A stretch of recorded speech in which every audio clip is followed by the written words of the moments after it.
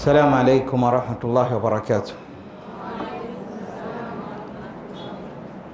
الحمد لله الذي جل شأنه شيء عن شيء، فالله جل جلاله هو قادر على أن يخلق الخلق من العدم إلى حيز الوجود، وهو قادر على إعدامها. أشهد أن لا إله إلا الله وأشهد أن محمدا عبده ورسوله، بلغ الرسالة وأدى الأمانة ونصح الأمة وجاهد في الله حق جهاده وتركنا على البيضاء ليلها كنهارها لا يزيغ عنها إلا هالك، صلى الله عليه وعلى آله وأصحابه ومن تبعهم بإحسان إلى يوم الدين. أما بعد، ninayo furaha kubwa kukutana na ninyi muda huu akina mama wa Kiislamu wa jiji la Tanga. Alhamdulillah, furaha yangu kubwa kuona mmekuwa mkijitokeza kwa wingi kwa ajili ya kusikiliza maneno ya Allah subhanahu wa ta'ala, lakini hii ni kwa ajili ya faida yenu ya leo hapa duniani na kesho akhera. Na mada yangu mimi nitazungumzia almar'atu alqudwa, mwanamke ambaye yeye mwenyewe ni kiigizo cha kuigwa. Almar'a alqudwa, mwanamke ambaye kiigizo. Qudwa, kiigizo, sheria imekihimiza mno. Kiigizo sheria imeweka ndio dira ya mama bora, dira ya mke bora, dira ya mwalimu bora, lakini dira ya kila kitu, hata kwenye mapishi ni dira, kwamba unamfundisha mtu kupika na yule anachukua mapishi yako, inakuwa wewe ndio kiigizo. Kila akipika anajua wewe ulimuelekeza hivi na hivi. Kwa hiyo qudwa kisheria ni jambo la msingi mno, wala asije akasema mama nyumbani kwamba hahitajiki awe qudwa, kiigizo kwa watoto zake, wala asije akasema mwalimu kwa wanafunzi wake hahitajiki kuwa qudwa kwa wanafunzi wake, na wala asije akasema dai, mlinganiaji, kwamba yeye analingania tu, swala la kumuiga hilo halijui. La, suala la kumuiga ni lazima, kwa sababu ni moja ya kiigizo. Lakini kama ni moja ya kiigizo na umuhimu wa qudwa, nani ambaye alishawahi kuwa qudwa?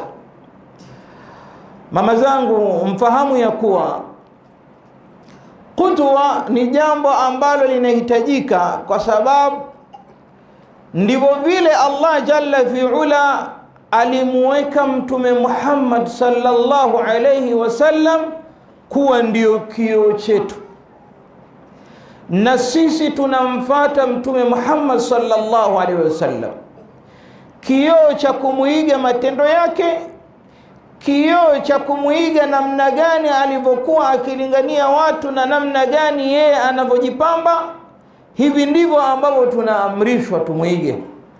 Allah subhanahu wa ta'ala ametuhimiza sisi Waislamu tumuige mtume katika ulinganiaji, tumuige mtume kitabia, tumuige mtume katika kuigwa kokote kule ambako kwa sheria kusikokuwa kwa haramu. Qur'ani inatuambia qul hadhihi sabili ad'u ila Allah ala basiratin ana wa man ittabi'ani. Allah subhanahu wa ta'ala anamwambia Mtume Muhammad sallallahu alayhi wasallam, sema ewe mtume wa Allah kwamba hii njia ambayo nalingania mimi Mtume Muhammad sallallahu alayhi wasallam nikilingania mimi na wale ambao wanafuata ulinganizi wangu, tena ala basira, katika hali ya ilmu. Usije ukalingania na kutamka katika hali ya jahal, hali ya ujinga. Usije ukafanya hivyo, maana ukijiveka vazi la ulinganizi hali ya kuwa we huna unachokijua au umesikia huna uhakika na dalili hiyo, au unaongea dalili haijasibu kwa Mtume Muhammad sallallahu alaihi wasallam, hili nalo ni gogoro, tena gogoro baya zaidi, kwa sababu inawezekana umekufa madhambi bado yanakuijia. Hivi ndivyo ambavyo wengine maisha yao yatakuja kuwa hivi, na Allah atulinde juu ya haya, kwa sababu umeongea, watu wamefata, wanachofata kiovu, wanachofata hakina dalili, unakufa, daftari halijafungwa, unaendelea kupata madhambi, kwa sababu kila wanavyoendelea kufanya yale uliowaambia na wewe unapata. Lakini vile vile kinyume chake, kwenye khairi kila unavyowaambia na wewe unapata. Kwa hiyo qudwa ni kitu muhimu sana. Si hivyo, Allah subhanahu wa ta'ala amesema kumwambia Mtume Muhammad sallallahu alayhi wasallam kwa habari ya kuwa yeye amemweka ndiyo kiigizo chetu.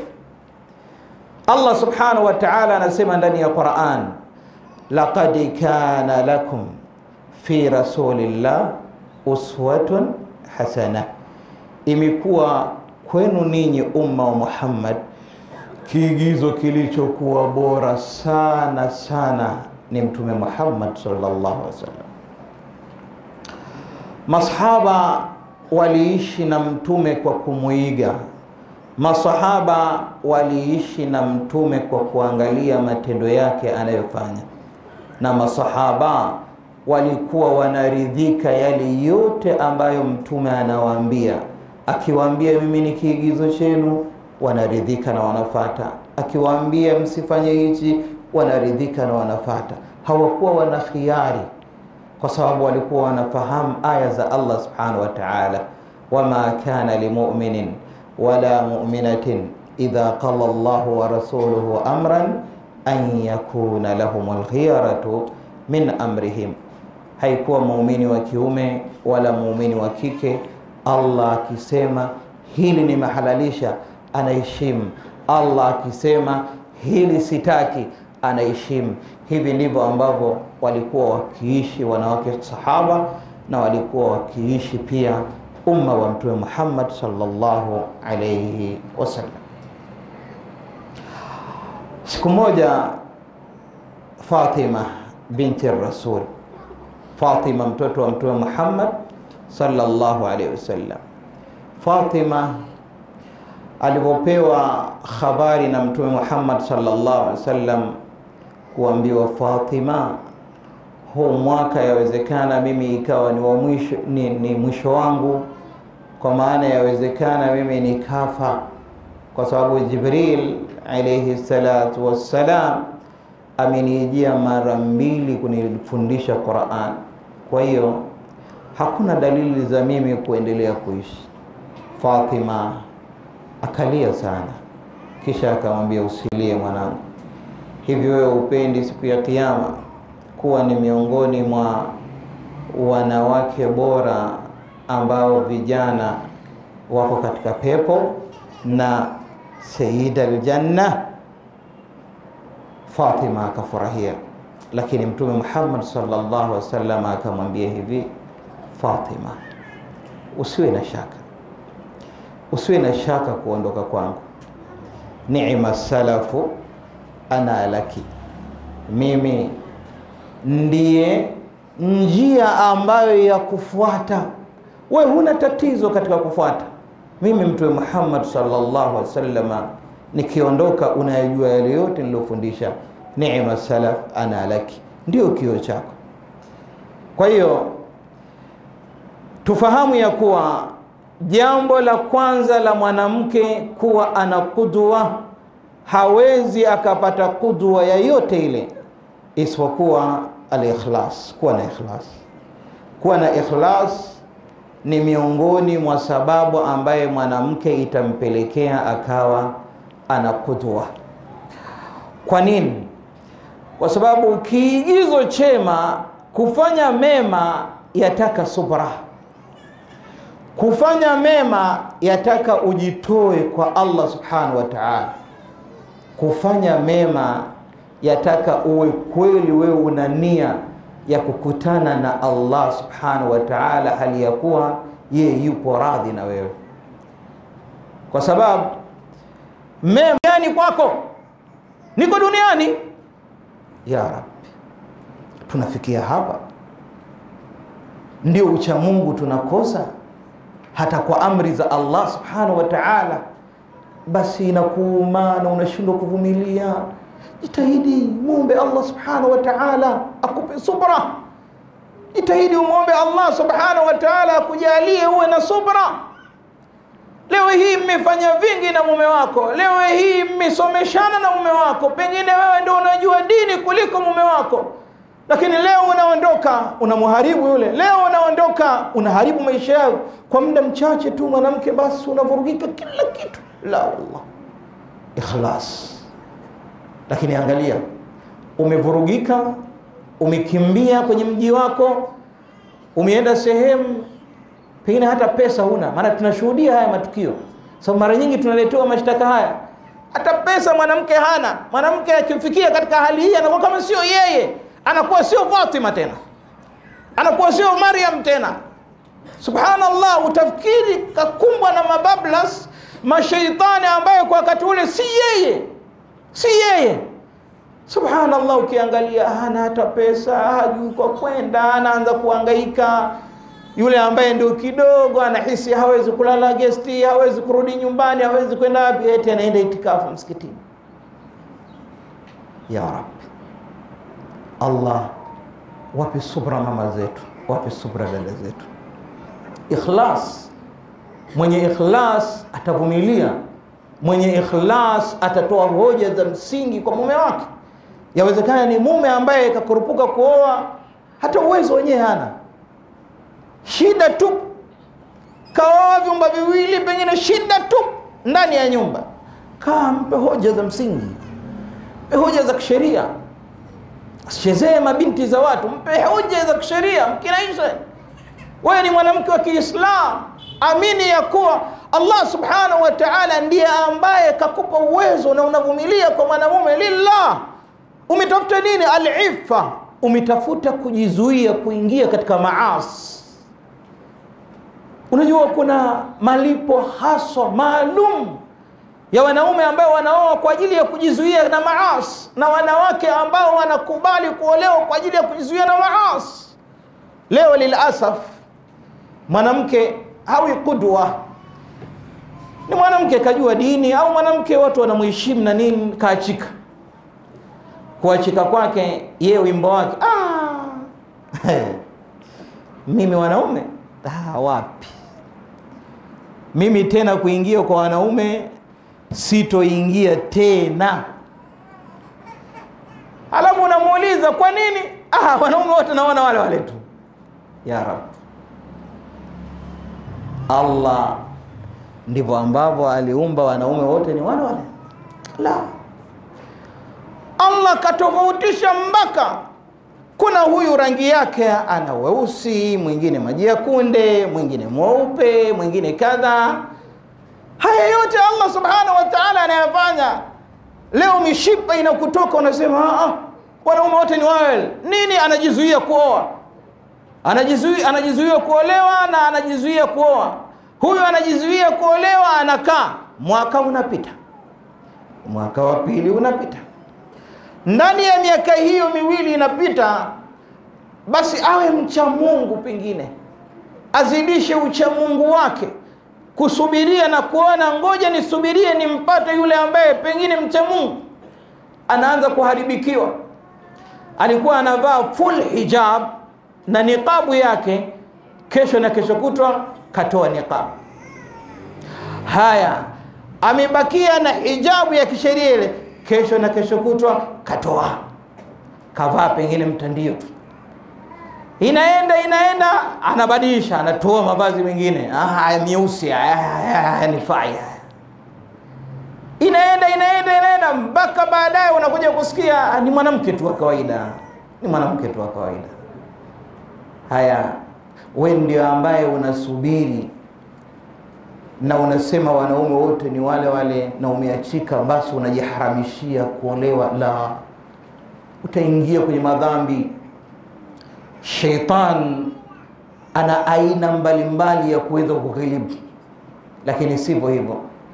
Mwanamke anabakia sasa anachezewa tu. Leo kakutana na mwanaume huyu, kesho na mwanaume yule. Mpe mwaka mmoja, uso tayari umekwisha kunjamana, uso tayari hautamaniki, kashazeka, anachezewa tu. Kipi umekikataa? Kwa nini usiende katika hali ya maamrisho ya Allah subhanahu wa ta'ala? Lakini nini? Hatui na ikhlas. Na ili uwe mwanamke mwenye kiigizo kizuri, lazima uwe na ikhlas. Watu wakuone kweli umeachika, bado unajihifadhi. Kuna wanawake wa moja ya sahaba wa Mtume Muhammad sallallahu alayhi wasallam. Huyu sahaba alikuwa ana wivu sana, naye ni sahaba ambaye anaitwa Saad. Alikuwa ana wivu kuliko asione kanzu imepita karibu na nyumba yake. Subhanallah, akili inamruka, haielewi kwa nini yule kapita pale, kwa nini? Na haya ndio ambayo maisha ya mwanaume wa Kiislamu.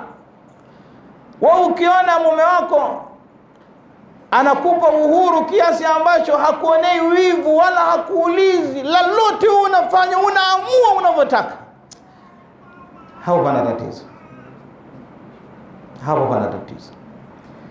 Kila mwanamke wa Kiislamu mwenye kutaka kujua hilo kwa nzuri, ahakikishe aone na feel wivu wa mume wake kwake.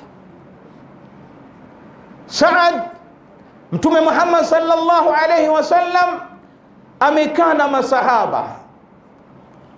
Akiwa ameketi na masahaba, anawapa story.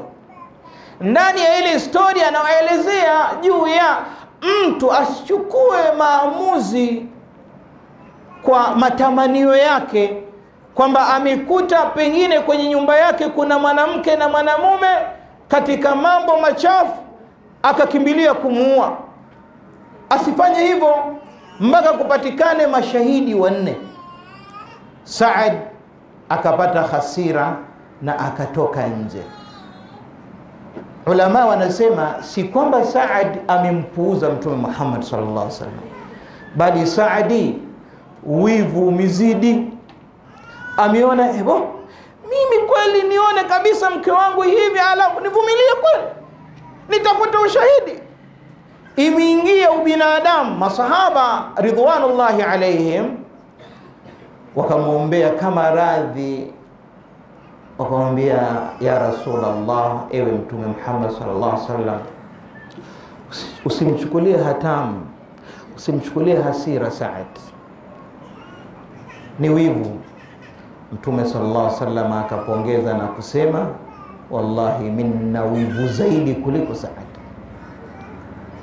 Sasa mahali shahid, sehemu ambapo napataka mimi ni baada ya kufa Saad.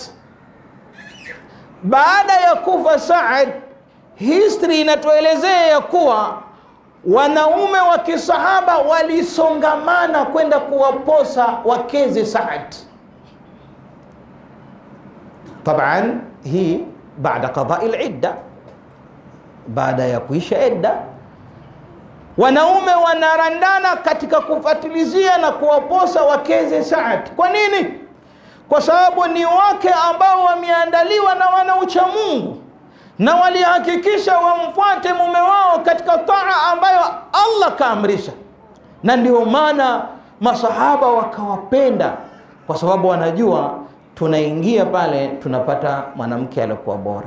Lakini leo wewe umeachika ghafla tu unaanza marumbano nini. Lakini kingine tena, subra ya kuficha siri tena haipo. Anakuwa tena sio Fatma wakati huo ana madudu kichwani, sio Fatma tena. Atasema maneno mabaya kwa mume wake hata kama yule mwanaume hana, ili mradi tu amchafua. Na haya mama zangu, mimi nakupeni hivi, si kwamba wanaume hawana machafu, wana machafu mengi, tunayo. Lakini nakuhutubieni kwa sababu ndio nyinyi hapa, nakuhutubieni, sihutubii wanaume. Kwa hiyo haya ni katika hali ya maelekezo ya Uislamu. Thaniyan, jambo la pili, istiqama. Istiqama ni msimamo. Alqudwa au almar'atu alqudwa, mwanamke ambaye ni kiigizo bora, ni mwanamke ambaye ana msimamo. Msimamo kivipi? Mwanamke huyu ana msimamo wa kuwa anahakikisha vyovyote vile mimi ndadumu katika msimamo wangu hata kama kuna jambo litatokea kadha. Msimamo wa kudumu nao ni msimamo wa ahl as-sunna wal jamaa, ni kuhakikisha unafuata kitabu na sunna na ufahamu wa waja wema waliotangulia, salafu na salih, masalafu waliotangulia, kuhakikisha unajibanza nao na kujiiga nao na kuhakikisha unatamani kuwa kama wao. Salafu salih ridwanullah alayhi. Usiwe katika watu wa bid'a, watu wenye mazushi, watu ambao wanayafanya si yale ambayo kayafanya Mtume Muhammad sallallahu alayhi wasallam. Uwe na msimamo. Qul amantu billahi thumma istaqim, sema nimemwamini Allah kisha simama kwenye msimamo, kwamba wewe ni ahlus sunna wal jamaa, wewe ni katika salaf, wewe ni katika firqatun najia, firqatu mansura, wewe ni katika ghuraba. Ikite na misimamo hiyo, mwanamke wa Kiislamu. Usipumbazike, usiharibike, na wala ndoa isije kukutoa katika msimamo. Kwa nini? Wapo baadhi ya wanawake tatashakal, anakuwa kama vile kinyonga kikiona baibui kinakuwa nacho rangi gani? Nyeusi. Kikiona ile ua nayo kitakuwa na rangi. Mwanamke wa Kiislamu haitakiwi uwe hivyo. Mwanamke wa Kiislamu, kama umeolewa na kijana ambaye min ahli sunna wal jamaa, katika ahli sunna wal jamaa, na wewe umeshakuwa mwanamke wa ahli sunna wal jamaa, na unaiga matendo ya Mtume, unaiga matendo ya masahaba, unawaiga wanawake wa kisahaba, hakikisha unadumu hivyo. Sio leo umeolewa na kijana wa kisunna wa kisalaf, unajitahidi, una msimamo mzuri kabisa, unawalingania watu, na wewe unajinadi na unasema kabisa kwamba tunafuata mwongozo uliokuwa mwema, manhajur rasul, manhaji ya Mtume Muhammad sallallahu alaihi wasallam. Ukiachika tu, eda imeisha, posa unapokea kwa mtu wa bid'a. Ukiingia kwa mtu wa bid'a tena, na wewe umehama kabisa, sio kule kwenye manhaji ya Rasul, wewe umekuwa tena mtu wa bid'a. Unabakia tena kukutana na wenzako, unaanza na nyinyi, kwani hawa nao si wanamwabudu Mungu? Kwani hawa nao si wanasema la ilaha illa Allah? Si wote waislamu tu? Sasa kidogo maneno hayo yanaweza kidogo yakatufariji, alafu tukuelekeze matokeo yake. Kule kwa wana sunna full hijab, huku watu wa bidaa kanga tu, naingia kwenye kanga.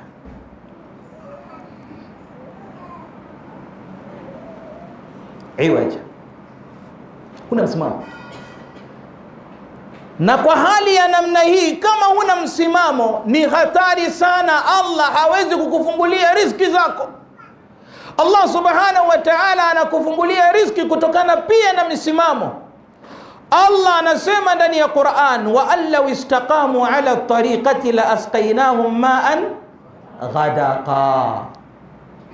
Lao wakiwa na msimamo, basi tutahakikisha ya kuwa tunawawezesha na wakawa wanapata maji, riziki mbalimbali. Kwa nini? Wana msimamo hawa, wanamtegemea Allah, wanaomba dua, wanafanya istighfar. Faqultu astaghfiru rabbakum innahu kana ghaffara yursilis samaa alaykum midrara wa yumdidukum bi amwalin wa banin wa yaj'al lakum jannatin wa yaj'al lakum anhara ma lakum la tarjuna lillahi waqara. Allah anasema, kumbe mwenye msimamo ana hofu ya Allah. Mwenye msimamo yeye huwa analia na Allah. Akilia na Allah anapata riziki, akilia na Allah anapata watoto, akilia na Allah anapata mazuri mbalimbali, mvua na kila kitu. Leo si wapo ambao wanatamani wapate mtoto, lakini Allah ndo kashakadiria. Na kwa hawa Allah alokadiria na wakiamini qadari ya Allah, wallahi wana malipo makubwa sana mbele ya Allah subhanahu. Lakini wasikate tamaa kumwomba Allah subhanahu wa ta'ala. Allah anasema, qultu astaghfiru rabbakum innahu kana ghaffara yursilis samaa alaykum midrara wa yumdidukum bi amwalin wa banin. Allah atakupeni watoto. Allah huwa al-qadir, Allah huwa al-qahir, Allah huwa al-aziz, al-jabbar, al-mutakabbir. Wa idha arada shay'an an yaqula lahu kun fayakun. Huyu ni Allah subhanahu wa ta'ala. Akhiran, mwisho, al-husnu husnul khuluq au khuluq al-hasan. Tabia nzuri. Tabia nzuri ni moja ya silaha ya kuwa wewe ni kiigizo chema. Kama wewe hauna tabia nzuri, unawafundisha sawa kushona cherehani, sawa mapishi, sawa dini, wanaona kutwa wewe unagombana na majirani, au wanaona kutwa wakifika kwako muda wa kusoma unakuwa mchache kuliko maneno. Mwanamke kiruka njia, mwanamke muongeaji, mwanamke umezi mate, mwanamke sekunde moja umeshaongea maneno 100, mwanamke una habari zote za mjini, mwanamke kila kitu wewe ndio unakijua, mwanamke wewe ndio unajua mapishi, wewe ndio unajua gari, wewe ndio unajua aina ya nyumba, wewe ndio unajua aina ya program zote katika simu, wewe ndio kila kitu. Watu hawaji kusoma walichoijia, wanakuja kusikiliza maneno tu. Ni mwanamke mwenye mavuno, mwenye kujigamba. Tabia chafu, tabia chafu kabisa. Sio mwanamke wa Kiislamu hivi, au mwanamke mwenye tabia hii. Huyu ni hatari, huyu hatari kutoa siri za mama yake. Inawezekana mama yake alifanya amru mina zina, aliweza kumaasi Mwenyezi Mungu mbele. Allah subhanahu wa ta'ala aliasiwa na mama yake kipindi hicho, akazaa moja ya mtoto nje ya sheria. Yeye ndo anajua, watu wengine pengine hawamjui yule. Yeye anasema simuone yule dada yetu, simuone dada yetu yule nje ndo yule. Kwa sababu hana tabia njema, huyo atatoa siri mpaka za nyumbani. Na siku hizi kuna ile slogan, nakuamini sana, nakuamini wewe sana Maryam, nakuamini sana Allah, mimi nakuamini sana, inakupa siri. Yani na yeye yani mwanamke wa Kiislamu full hijab, hataki kusema njoo nikupe ubuyu. Na wengine wanasema ubuyu, na wengine wanasema maneno ya kifedhuli ya namna hiyo. Wengine wanasema haifai kama neno, hata kama ubuyu ni halali, si halali, halal, lakini kama unatumika katika mazingira ya kutukana watu, ya kuwateta watu na haram, usitumie neno hilo. Usiseme njoo nikupe ubuyu. Maana yake ukisema njoo nikupe ubuyu, bila shaka wewe ndio chakubimbi. Zamani ile neno nasema chakubimbi. Watoto, subhanallah, mimi nataka niseme watoto wa 2000 wanaweza usijue chakubimbi. Lakini haya maneno si mazuri. Unahamisha maneno, umetamka maneno, umemwambia fulani na fulani kamwambia, mara yamefika kwa mume wake, ugomvi. Umefarikisha ndoa ya watu. Alikuona wewe ni mwenye imani na amekuletea kutaka kujua na mashtaka ya familia yake ili umsaidie, wewe unaenda kumtangaza mume wake kadha wa kadha. La, utaharibu. Amekuja anakuelezea pengine mapungufu ya mama yake ya kisheria, anataka wewe umuelekeze na umfanye utatuzi, wewe unaenda kutangaza. Mama mtu anayakuta, ugomvi unazidi kuendelea, hamsamehi ndugu yake, mtoto wake. Haram. Tabia njema ni kitu muhimu sana. Tabia njema ndio maisha, tabia njema ndio Uislamu. Mtume Muhammad sallallahu alaihi wasallam sema hivyo, tabia njema ndio Uislamu. Jitahidi mwanamke wa Kiislamu kujipamba na tabia.